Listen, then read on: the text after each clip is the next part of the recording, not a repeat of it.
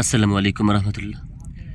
Video বানাইতে আসছিলাম, কিন্তু ভিডিও বানানোর সময় এমন একটা দৃশ্য চোখে পড়লো যা দেখে একটু ভয় পেলাম। অনেকই ভয় পেয়েছি, শুধু একটু না, অনেক ভয় পেয়েছি। এই গর্তটার ভিতরে কী যেন একটা জিনিস দেখলাম ঢুকে পড়লো। হয়তো মনে করছিলাম অন্য কিছু ঢুকছিল, হয়তো বেজি বা অন্য কিছু সাপ কাপ ঢুকছে, কিন্তু তার সিদ্ধি না, এবার শুধু সাপ না, একদম বিশাল বড় আকারের সাপ এই গর্তের ভিতরে ঢুকছিল। এই হলো সেই গর্তের মুখটা। এই গর্তের ভিতরে ফস করে ঢুকে গেল। তো অবশ্যই আমি গর্তের ভিতরে একটি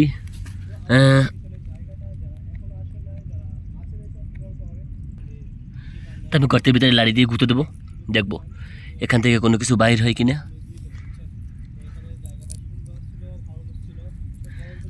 বর্তমানে এখানে কিছু দেখা যাইতেছে না, হয়তো গর্তটা অনেক ভিতরে, অনেক বড় গর্ত। তবে এখানে একটি অনেক অনেক কিছু, একটা বড় কিছু ঢুকছিল, যেটা আমি দেখে আমার অনেক কষ্ট হইতেছে, যেটা আমি দেখে তার সামনে আর ভয় পেয়ে গেছিলাম, বিরাট ভয় পেয়ে গেছি। অনেকে ভয় পেয়ে গেছে, যেহেতু এখানে সামনে বা পানি সেখানে, ওখান থেকে হয়তো দেখলাম ওখান থেকে আসছিল, ওখান থেকে এসে এখান থেকে আমাকে দেখে বধ করে এখানে ঢুকে গেছে। তা আমি এখানে গর্ত দিয়ে গুঁতে দিলাম। বর্তমানে এখানে কিছুই দেখা যাইতেছে না। হ্যাঁ, এখানে ছিল, এখানে কী ছিল তাও জানি না, দেখা যাইতেছে না ভাই, ভিতরে অন্ধকার, তো অন্ধকারের জন্য দেখা যাইতেছে না।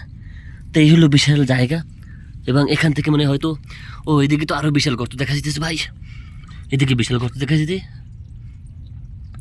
এখান থেকে আসছিল, ওখান থেকে এসে এখান থেকে উঠে উঠে ফস করে ভিতরে ঢুকে যায়।